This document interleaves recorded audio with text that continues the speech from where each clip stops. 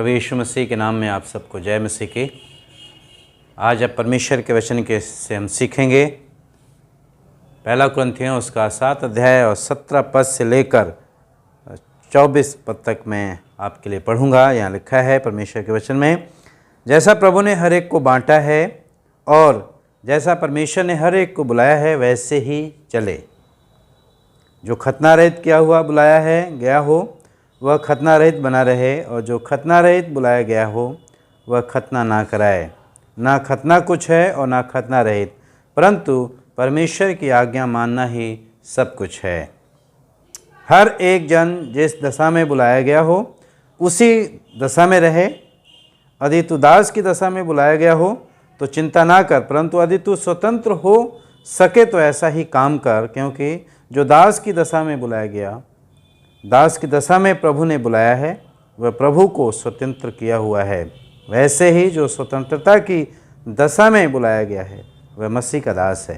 तुम दाम देकर मोल लिए गए हो, मनुष्य के दास ना बनो। हे भाइयों, जो कोई जिस दशा में बुलाया गया हो वह उसी में परमेश्वर के साथ रहे। परमेश्वर इस वचन के पढ़े जाने और सुने जाने पर आशीष दे, बरकत दे। आज का जो मेरा मुख्य शीर्षक है, जो मुख्य विषय है, जो हमने इस पदों में से निकाला है, जो परमेश्वर के वचन से जो आज हम सीखेंगे कि परमेश्वर की इच्छा को जाने और आज्ञाकारी रहें। परमेश्वर की इच्छा को जाने और आज्ञाकारी रहें कि परमेश्वर की इच्छा हमारे जीवन से क्या है। जैसे कि 17 पद में लिखा है, जैसा कि परमेश्वर ने हर एक को बांटा है, जैसा परमेश्वर ने हर एक को दिया है उसी में उसके अनुसार चले, और जैसा परमेश्वर ने हर एक को बुलाया है वैसे ही चले। कि परमेश्वर ने जिस दशा में भी आपको बुलाया है, जैसे भी बुलाया है, और जो परमेश्वर ने आपको दिया है, जो परमेश्वर ने आपको दिया है, परमेश्वर ने अलग अलग तरीके के वरदान दिए हैं लोगों को।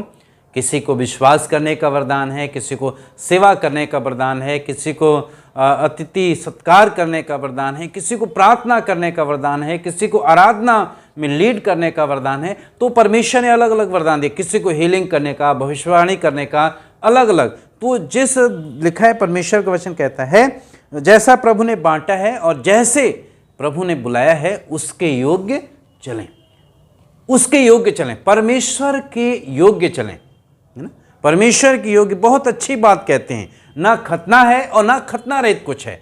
महत्वपूर्ण बात यह है कि परमेश्वर की आज्ञा का पालन किया जाए। परमेश्वर की इच्छा को पूरी करना जरूरी है। परमेश्वर की इच्छा को पूरा करना है। उस समय की जो कलीसिया में जो परमेश्वर ने हम जब देखते हैं अब्राहम पुराने नियम में, तो परमेश्वर ने एक चिन्ह ठहराया था, एक खतना एक चिन्ह था।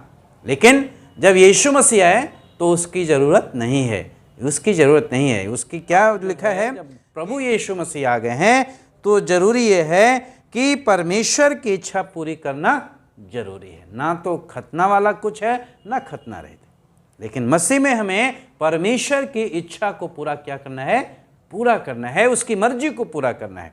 और इसलिए गलातियों उसके 6:15 में लिखा है कि मसीह में क्या है, नई सृष्टि है।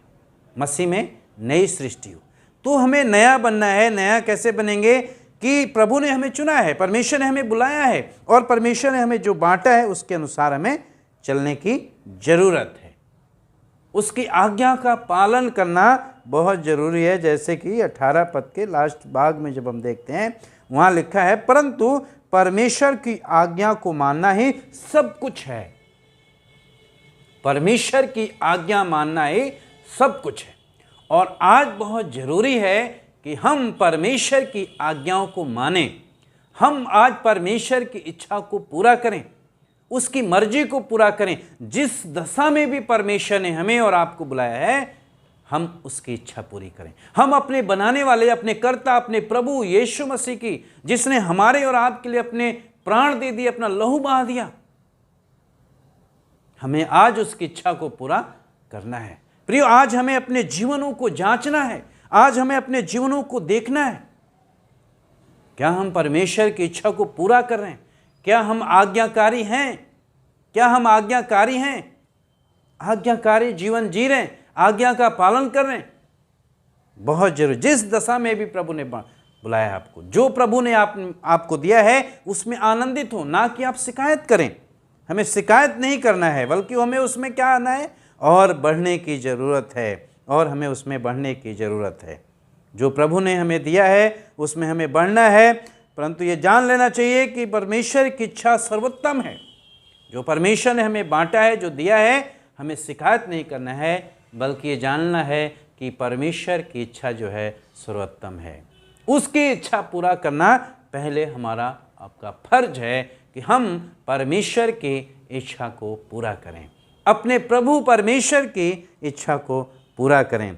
और लास्ट पद में लिखा है 23 और 24 में, तुम दाम देकर मोल लिए गए हो, मनुष्यों के दास ना बनो, है ना प्रियो। हमें हमारे लिए यीशु मसीह ने अपनी कीमत चुकाई है। प्रभु यीशु मसीह ने अपना लहू बहा दिया है, क्रूस पे चढ़ गए यीशु मसीह, कीमत चुकाई है, हमें और आपको खरीद लिया है अपना लहू बहाकर, हमें मोल ले लिया है। इसलिए प्रभु कहता है मनुष्य के दास ना बने। हम आज किसके गुलाम हैं? क्या हम फोन के गुलाम हो गए हैं, या हम धन के गुलाम, धन के पीछे भाग रहे हैं, या किसके गुलाम हैं? आज हम दुष्टता के गुलाम में हैं, बंधन में हैं। आज बहुत से मसीह हैं, जवान बच्चे हैं जो कि फ़ोन के और बहुत सारी चीज़ें हैं जिसमें गुलाम है। आज उसमें आज़ाद होने की जरूरत। प्रियो, हमेशा हमें अपने जीवन को देखने की ज़रूरत है, हमें अपने जीवन को जांचने की ज़रूरत है कि मैं किसका गुलाम हूँ। प्रभु यीशु मसीह ने हमें मोल लिया है, यीशु मसीह ने हमें खरीद लिया है अपना कीमती लहू बहाकर। हमें उसकी इच्छा पूरा करना है। उसने हमें खरीदा है ताकि हम उसकी इच्छा पूरा करें। हम यदि किसी के अधीन होते हैं, किसी के अंडर में काम करते हैं, तो उसकी इच्छा को पूरा करते हैं जब तक हमारे उस समय उसके साथ हम हैं। लेकिन यीशु मसीह ने हमें पूरी तरीके से खरीद लिया है। क्या हम उसकी इच्छा को पूरा कर रहे हैं?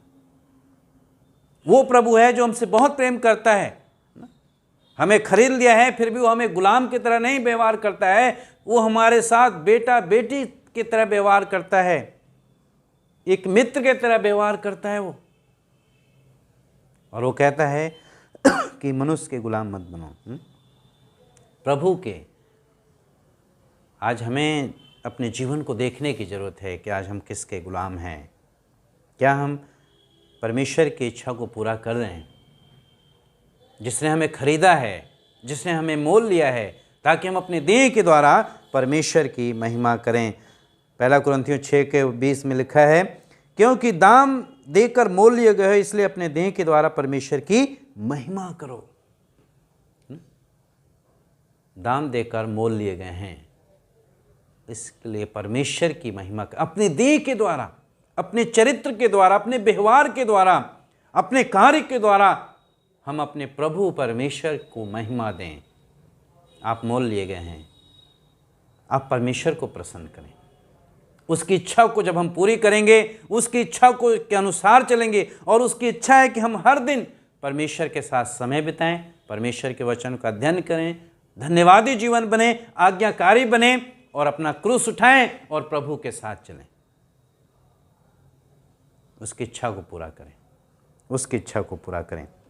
और 24 पद में लिखा है, भाइयों, जो कोई जिस दशा में बुलाया गया है वह उसी में परमेश्वर के साथ रहे।